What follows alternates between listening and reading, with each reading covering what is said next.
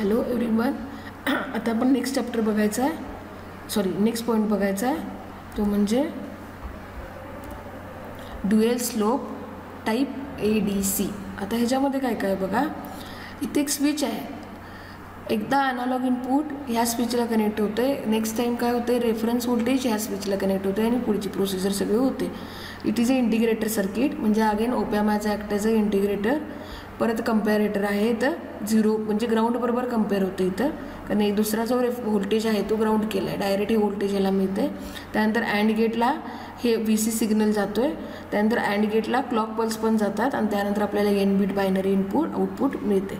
ठीक आहे. आता बघा, the conversion process begins at T is equal to 0 with switch S1 in position 0 by connecting the analog input VA to the input of integrator. The integrator output is given by. म्हणजे या diagram प्रमाणे म्हटलं तर process कधी start होत्या at T is equal to 0. कसं होतंय, हे स्विच S1ला कनेक्ट होते, झिरो पॉईंटला कनेक्ट होते, म्हणजे अनालॉग इनपुट इथे इंटिग्रेटरला कनेक्ट होते. त्यानुसार आपल्याला इंटिग्रेटरचं आउटपुट मिळते, that is the VO is equal to 1/2. हे जर इक्वेशन आहे, आता हे लक्षात ठेवा फक्त equation. So VC is high that enables the and gate. आता हा VC काय होतोय, VC सिग्नल आपल्याला हाय मिळालं, कम्पॅरेटरचं आउटपुट हाय मिळाल्यानंतर काय होतंय, which enables the and gate, enables the AND gate, and the clock pulses reaches to the the clock pulses reaches the terminal and counter will start. The counter counts from 0 to 2 raised to n minus 1 when 2 raised to n minus 1 clock pulses is applied. म्हणजे काय होतंय बघा, जेव्हा switch 0ला connect होते, analogue input काय होणार, इंटिग्रेटरला connect होणार, इंटिग्रेटरचं काहीतरी इनपुट मिळणार, त्याच्यामुळे VC आपल्याला हाय मिळणार. ही VC हाय इनपुट ह्याला जाते आणि त्याचबरोबर त्याला क्लॉक पल्स जातात आणि इथं काउंटर काय होते, स्टार्ट होते. काउंटर किती 2 raised to n minus 1 count करणार, बरोबर आहे. ठीक आहे. At the next clock pulse 2 raised to n the counter is cleared. Counter आता रिसेट होणार. नाऊ स्विच S1, आता हे बघा, ही आपल्याला इथंपर्यंत वेवफॉर्म मिळालेले आहे.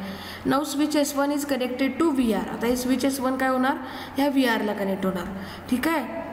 Then integrator now starts to move in positive direction. आता इंटिग्रेटरचं आउटपुट बघा, ह्या पॉईंटनंतर पॉझिटिव्हली इन्क्रीज होते. The counter continues to count until the VA greater than 0. आता इथं बघा, हे ग्रेटर दॅन 0 होऊस तोपर्यंत जोपर्यंत VA ग्रेटर दॅन 0 आहे तोपर्यंत तो काय करणार, काउंट करणार.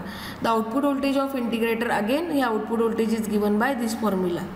आलं लक्षात. म्हणजे आपल्याला आउटपुट कसं मिळालं बघा, अॅनालॉग सिग्नल पहिला कंटिन्युअस डिक्रीजिंग होऊन एका पॉईंटला कॉन्स्टंट मिळालं, त्यानंतर कंटिन्युअस इन्क्रीज झालं. कधी इन्क्रीज झालं, जेव्हा स्विच S1 इज पोझिशन 1ला कनेक्ट केले.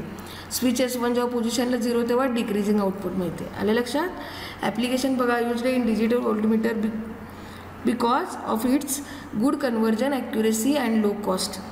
डिसॲडव्हान्टेज काय, स्पीड जरा स्लो आहे. तर नेक्स्ट काय आहे बघा, ADCच्या कॅरेक्टरिस्टिक बघायचे. अगेन रिझॉल्युशन आपण मागच्या ह्याला बघितलं DACमध्ये. Resolution is defined as maximum number of digital output codes. Resolution is equal to 2 raised to n. Alternative definition काय बघा, ratio of change of value of input voltage VA required to change the digital output by 1. Conversion time, it is total time required to convert the analog input signal to corresponding digital output. Conversion time ideally should be 0 and practically as small as possible. Quantization error काय बघा, the digital output is not always accurate representation of analog input. जरी diagram बघितली पुढची, analog input digital जे output आहे ते accurate नसतं आहे, बरोबर आहे, representation. That is for example any input voltage between 1/8 to 2/8 of full scale will be converted to digital word of 001. हे बघा, 1/8 ते 2/8 इथं काय आहे, 001 आहे करेस्पॉन्डिंग डिजिटल इनपुट, बरोबर आहे. This approximation process is called as quantization. म्हणजे अप्रॉक्सिमेटली आपण व्हॅल्यू ती सजेस्ट करतोय, that is called as quantization. आणि error due to the quantization process is called as quantization error. Error due to the quantization process is called as quantization error. The quantization error should be as small as possible. It can be reduced by increasing number of bits किंवा step size. This will improve the resolution. म्हणजे या step size जर आपण increase केल्या तर आपण काय करू शकतोय, ॲक्युरेसी वाढवू शकतो आहे किंवा आपण क्वांटायझेशन एरर कमी करू शकतो आहे, रिझॉल्युशन वाढवू शकतो. आलं लक्षात. ॲप्लिकेशन बघा, the digital instrument such as digital voltmeter, frequency counter, the digital tachometer for speed measurement in digital recording for and reproduction. ADC-IC काय बघा 0809, तो 0808 होता, बरोबर आहे. आता बघा power supply voltage 5 volt, input voltage range 0 to 5 volt, power consumption less than 15 milliwatt, conversion time 100 microsecond आणि resolution 2:8. आता एक दोन प्रॉब्लेम आहेत बघा. Calculate the analog output of 4 bit DAC if digital input 1101 assume VF is equal to 5 volt. D1, D2, D3, D4 काय दिले 1101. मग आपल्याकडे हा फॉर्म्युला आहे VO is equal to VFS into D1 into 2⁻1 plus D2 into 2⁻2 plus D3 into 2⁻3 plus D4 into 2⁻4.